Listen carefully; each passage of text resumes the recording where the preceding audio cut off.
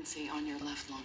It's called pleural mesothelioma, and it's a cancer that surrounds the lining of your lung. So what? You cut out his lung? Well, best case scenario, we won't have to remove any lung tissue except for the tumor. Man, did you hear that? That's good. Jeffrey, I'm not deaf. What's the worst case scenario? We get in there and the damage is too extensive and we have to remove more.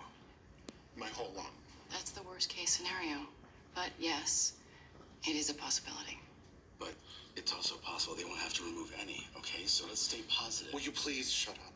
I can't take your cheerful little voice shoving positive thinking down my throat when my life is basically over. People do recover from things like this, and then they go on to... What?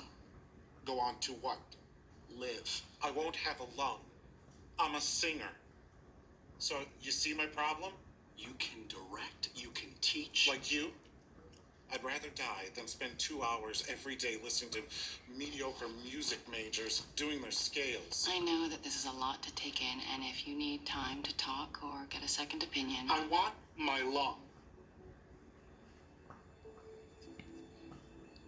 Dr. Altman, I'm big.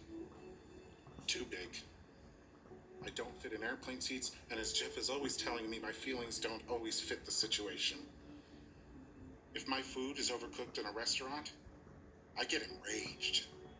I want to kill the waiter. But I don't. I politely ask him to take my meal back and bring it to me the way I asked for it. I spend my days making myself smaller, more acceptable.